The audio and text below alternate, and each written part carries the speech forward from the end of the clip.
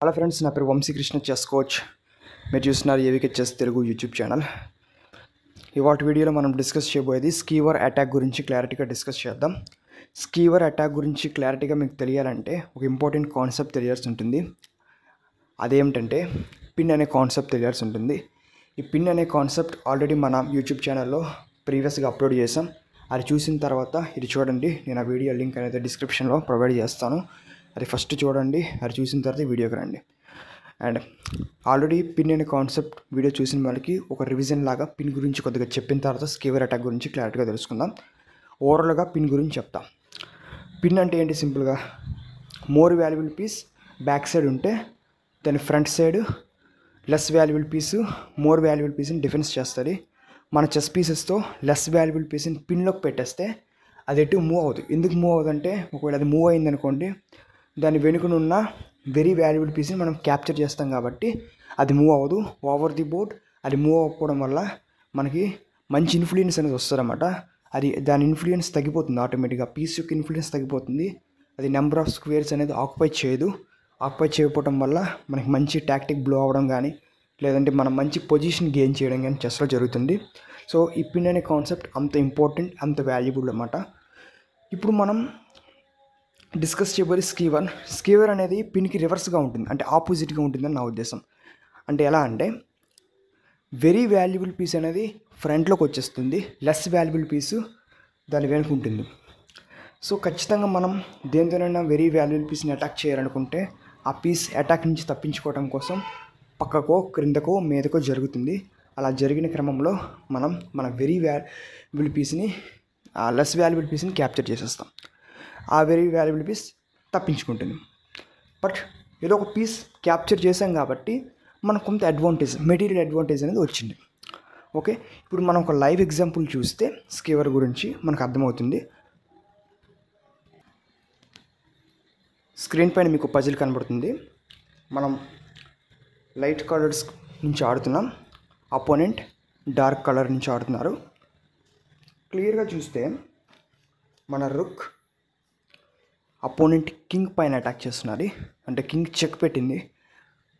King is more valuable, ఎందుకంటే king లేకపోతే chess గేమే ఉండదు కదా. So king more valuable. So king ఈ అటాక్ నుంచి తప్పించుకుంటూ ఎలాగైనా మూవ్ అవ్వచ్చు. ఐ మీన్ ఇలా మూవ్ అవ్వచ్చు, ఇలా మూవ్ అవ్వచ్చు, ఇలా పైకి వెళ్ళచ్చు, ఇలా మూవ్ అవ్వచ్చు. సో ఎలా అయినా మూవ్ చేయొచ్చు. ఏదోలా మూవ్ అయింది అనుకుంటే బ్యాక్ సైడ్ ఏదైతే అపోనెంట్ క్వీన్ ఉందో ఆ క్వీన్ అనేది క్యాప్చర్ అవుట్ చేసేస్తాం మన రుక్తో. అది ఎలాగో ఒకసారి చూద్దాం. సో కింగ్ చెక్లో ఉన్నాడు. సపోజ్ కింగ్ ఇలా మూవ్ అయ్యాడు అనుకుందాం. ఇలా మూవ్ అయితే మన రుక్తో వాళ్ళ క్వీన్ని క్యాప్చర్ చేసేస్తాం. వాళ్ళ queen is the most powerful కదా, +9 చాలా మెటీరియల్ అడ్వాంటేజ్ వచ్చింది.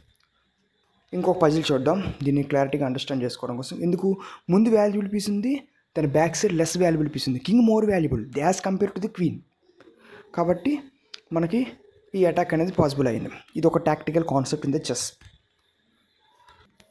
ఇక్కడ చూడండి, ఒక పెద్ద వేరియేషన్ ఉంది. దీని గురించి కొద్దిగా డెప్త్గా అనాలిసిస్ చేద్దాం. ఇక్కడ చూస్తే ఇందాక చూపించిన ఎగ్జాంపుల్ లాగే ఉంది, కాకపోతే దీంట్లో ఒక పెద్ద వేరియేషన్ ఉంది. ఏంటంటే మన రుక్ అనేది వాళ్ళ కింగ్ పైన అటాక్ చేస్తున్నది. సో కింగ్కి ఎన్ని పాసిబుల్ వేస్ ఉన్నా ఒకసారి చూద్దాం. సో కింగ్కి పాసిబుల్ వేస్ ఇలా వెళ్ళచ్చు, అండ్ ఇలా వెళ్ళచ్చు, ఇలా వెళ్ళచ్చు, అండ్ ఇలా వెళ్ళచ్చు, ఇలా వెళ్ళచ్చు, ఇలా వెళ్ళచ్చు, ఇలా వెళ్ళచ్చు. ఇవి కింగ్ ఉండే పాసిబుల్ వేస్. సిక్స్ పాసిబుల్ వేస్ ఉన్నాయి. ఇప్పుడు మీరే ఆడుతున్నారు అనుకుంటే మీరు ఏ మూవ్ ఆడతారు? దీంట్లో మనకి 2 బెస్ట్ మూవ్స్ ఉన్నాయి. 2 బెస్ట్ మూవ్స్. దాంట్లో ఏదన్నా బెస్టే, ఇంకా ఏదన్నా మనం కొంత లాస్ అవుతున్నట్టే. అది ఎలా అంటే ఒకసారి చూద్దాం. సపోజ్ కింగ్ ఇలా మూవ్ అయ్యాడు అనుకుందాం. ఇలా మూవ్ అయితే ఇమీడియట్గా మన రుక్ విల్ క్యాప్చర్ క్వీన్ని క్యాప్చర్ చేసేస్తుంది. సో ఈ వేరియేషన్ బెటర్, ఓకే మనకి బెటర్, కాకపోతే అపోనెంట్కి కొద్దిగా లాస్. ఇప్పుడు ఇదే వేరియేషన్లో మనం కొద్దిగా డెప్త్గా అనాలిసిస్ చేస్తే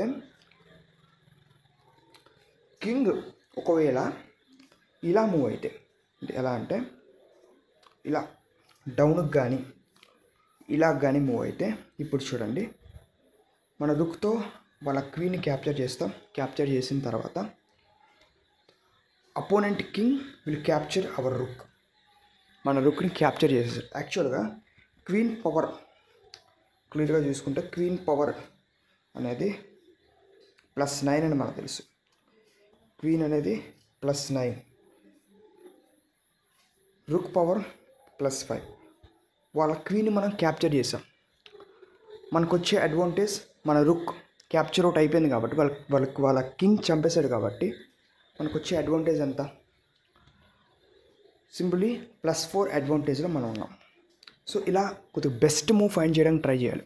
అదే కింగ్ అటో ఇటో వెళ్ళిపోతే మన రుక్ను వాళ్ళు క్యాప్చర్ చేయలేరు కదా. క్యాప్చర్ చేయకపోతే మనకు చాలా అడ్వాంటేజ్ వస్తుంది.